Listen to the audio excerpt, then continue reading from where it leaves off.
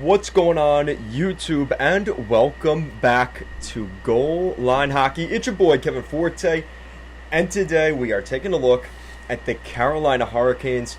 A disappointing end to the season for the Canes. This was a season they were supposed to go on a good playoff run. They ended up stumbling in the second round to the New York Rangers, who were on a miracle run.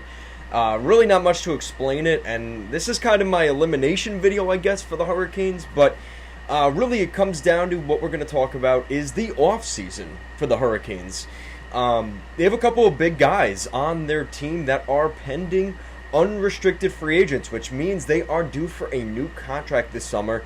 And unfortunately, well, I guess the good thing is the Carolina Hurricanes are a good hockey team, and unfortunately, a lot of these guys this season have priced themselves out of Carolina. So we're going to go through the roster, guys that will stay and guys that will likely leave in free agency this summer and where I think they will end up. So we'll go over that right now. So we're going to start off with the first guy we are taking a look at today, and that is NINO Niederreiter. The Carolina Hurricanes got him from the Minnesota Wild a few years ago in the VINCENT TROCHECK trade. That was a real interesting trade at the time. Actually, no, it wasn't VINCENT TROCHECK. You guys will remind me who. It was a one-for-one trade. I'm trying to remember the guy. I don't even know where he is at this moment, which is kind of sad. That's how badly that guy kind of fell off the map. It was some center. He ended up going... Oh, Victor Rask. That's his name. Okay, so looking at this team, and it's not even contracts that are due this year. You also have to look at next year because a couple of their guys in the next 2 years are going to need new contracts. So if you sign, say, a NINO Niederreiter to a $5 million contract, they do have the money for that this season. The problem is they're going to need money for Seth Jarvis, who comes up in 2024. So you have to be thinking 5 years. You have to be thinking 2 or 3 years from now in terms of contracts. So when it comes to some of these guys, that is going to be part of the issue. So we're going to go over the restricted free agents first, and these guys are likely to stay. Again, the Hurricanes have leverage. They're not signing their big-ticket contracts yet, so I'm going to assume that they will stay. The first one is 26-year-old winger Steven Lorentz. He played really well for the Hurricanes this year. I think they want to keep him. Again, this is more of a depth guy, and he's the kind of guy that he reminds me a lot of Jesper Fast. Again, a bottom six guy. He can score goals. I think they want to keep Steven Lorentz. He is arbitration eligible. I don't think that's going to be a big problem in this contract. You're looking at probably $1 million for this guy, maybe 1.5.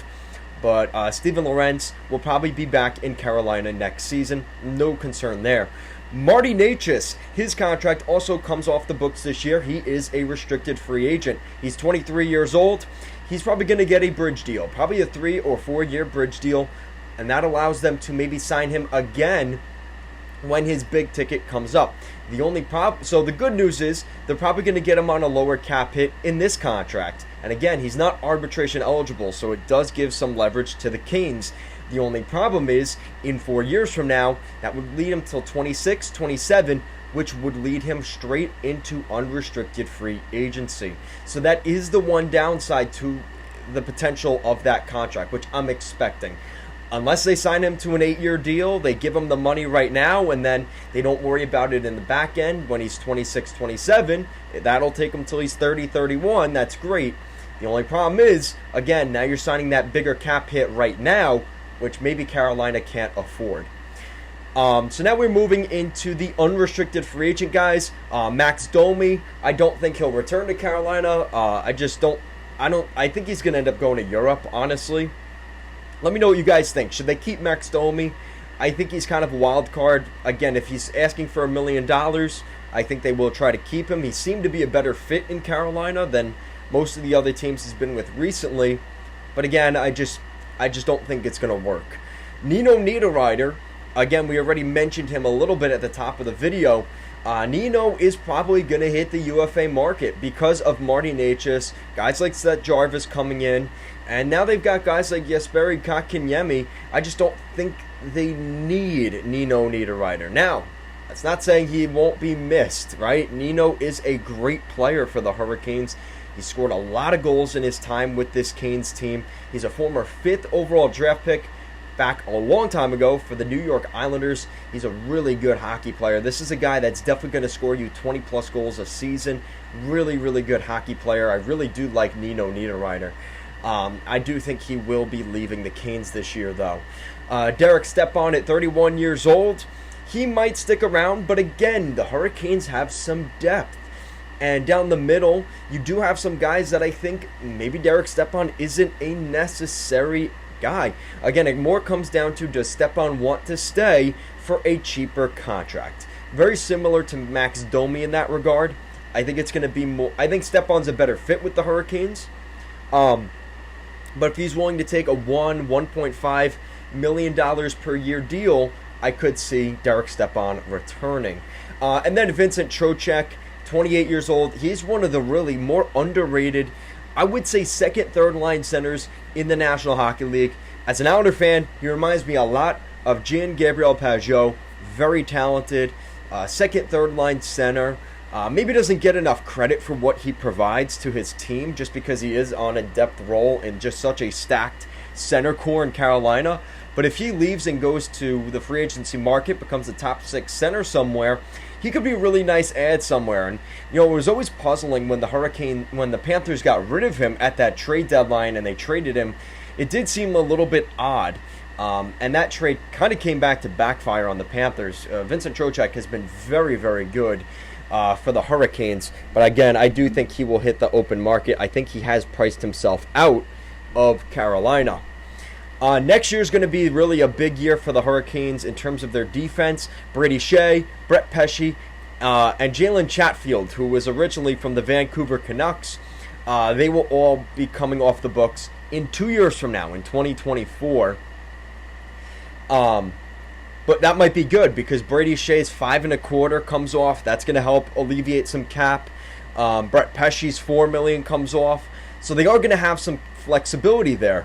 They have to re-sign Ethan Bear and Tony DeAngelo, both RFAs this summer and arbitration eligible. I do think, from what we've been hearing, Tony DeAngelo does want to return to the Carolina Hurricanes. I think he likes the idea of going to the Garden at least once or twice a season just to hear all the boos and the boo birds from the Rangers fans at MSG.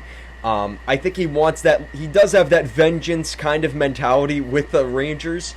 So I do think there is a fit there. He's been a really good fit. I mean, in the beginning of the season, we were talking about Tony DeAngelo maybe winning the Norris Trophy. I mean, that first quarter of this season, the first 20, 25 games up until the holidays, last season, Tony DeAngelo was very much talked about in that conversation. One of the better defensemen this season, a really great turnaround season for all the flack he took last year and everything else.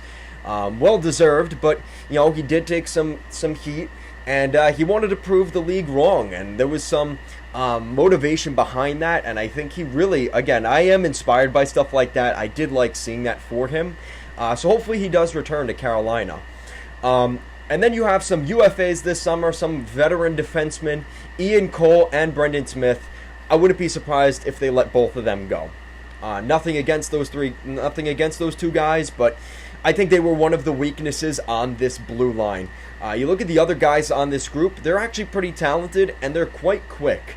And I think that's where Ian Cole and Brendan Smith kind of slipped up. They were not very mobile. The Rangers forwards were kind of just dancing around these two defensemen in particular. And these two guys are known to be fairly slow. And at the ripe old age of 33 years old, I just think it's time for those two guys to go elsewhere. Or if they do stay in Carolina, expect them to be 6th or 7th defensemen. I don't see them keeping both of them.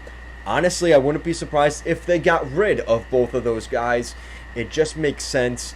It's going to be a big year next year for the Hurricanes as well. They're on the final years of their deals for RAANTA and Freddie Andersen. Andersen's going to get a massive raise next year, so they have to consider that. And again, at 33 years old, Freddie Andersen might even be back on the free agency market. Again, with all his injury history this season and everything else, and RAANTA's lack of success in the playoffs this year, Carolina may be going in a different path once again in between the pipes. But with that said, of those names that I mentioned, How many of them do you think will be staying in Carolina this season and beyond? It's a big offseason for the Hurricanes. It's going to be, really this is kind of a big page, turning of the page for the Hurricanes this offseason and next. And I'll give you guys a list throughout the video. Guys that are UFAs this summer and next summer. It is going to be huge for the Hurricanes. They have some critical guys coming up in the next 3 years. A lot of turnover. But you know what? That might be a good thing for them. As good of a season as they had this year, they didn't get their ultimate goal. They did not win the Stanley Cup. So there will be some changes. And I think it'll be interesting to see what happens. So let me know what you guys think. Thank you so much for watching. And let's go Canes.